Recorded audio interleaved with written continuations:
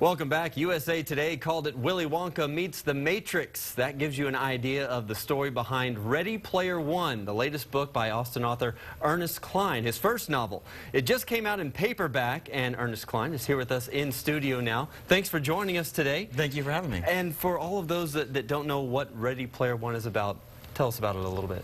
It's a science fiction novel set about 30 years from now, and it's about an eccentric billionaire who dies in the opening pages of the novel, and he leaves his entire fortune and control of kind of the future version of the internet to whoever can solve these puzzles that he's left behind. And since he grew up in the 80s, like I did, he's obsessed with 80s movies and classic video games like Pac-Man, and so all the puzzles that you have to unlock have to do with 80s pop culture. Yeah, so this is a quest, it's a thriller, it's a little bit of a love story, and it's a trip down memory lane for those of us who grew up in the 80s. What are some of the other pop culture icons that are referenced in there? Well, it's pretty much everything. I mean, I was 7 years old when the 80s started and 17 when they ended, so that was a really formative decade for me, and so my whole childhood is wrapped up in 80s nostalgia. So pretty much every, cartoon, movie, music, just all of 1980s pop culture and some late 70s pop culture is all wrapped up in the novel. Pretty much every page of the book has some reference to some pop culture icon of the 80s. And this has got to be an exciting time. Warner Brothers has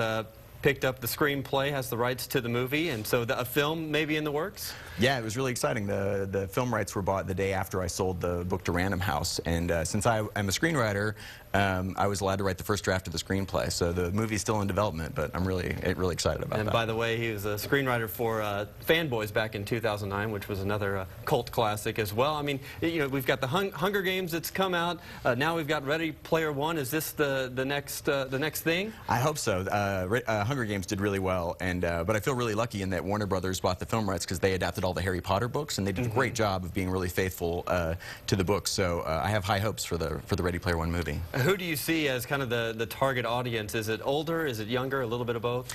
They've marketed the book to everyone. It won an Alex Award, which is for adult books that also appeal to younger readers. And a lot of younger readers who weren't even alive in the 80s will read the book with like Wikipedia and look up all the references or ask their parents about what the book references. So it works even if you weren't alive in the 80s, just as a straightforward kind of scavenger hunt adventure story. Yeah, exactly. And just to give you an idea of some of the iconic parts of the 80s, you have a DeLorean, by the way, in our parking lot right now, in our KXAN parking lot. Drove a DeLorean here, and you've got a contest going on. Right. Tomorrow, on the day the paperback comes out, I'm going to announce a contest that's very similar to the contest in the book at a much smaller scale. But I bought a DeLorean, a 1981 DeLorean that I'm going to drive across the country on my book tour, and it'll be at my signings here in Austin as well. And at the end of the summer, I'm having a video game contest that we're going to announce tomorrow that's going to play out over the summer. And the end of the summer, I'm going to give away the DeLorean to whoever wins the contest. Just don't drive it 88 miles an hour, obviously, the DeLorean from the Back to the Future days.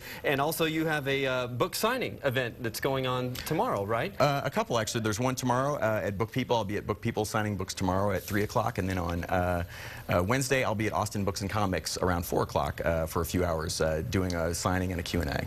Great. Ernest Cline, an Austin author, thanks so much for being with us today. Ready Player One sounds like a lot of fun. I encourage everyone to get out there and read it. Thanks so much for being with us.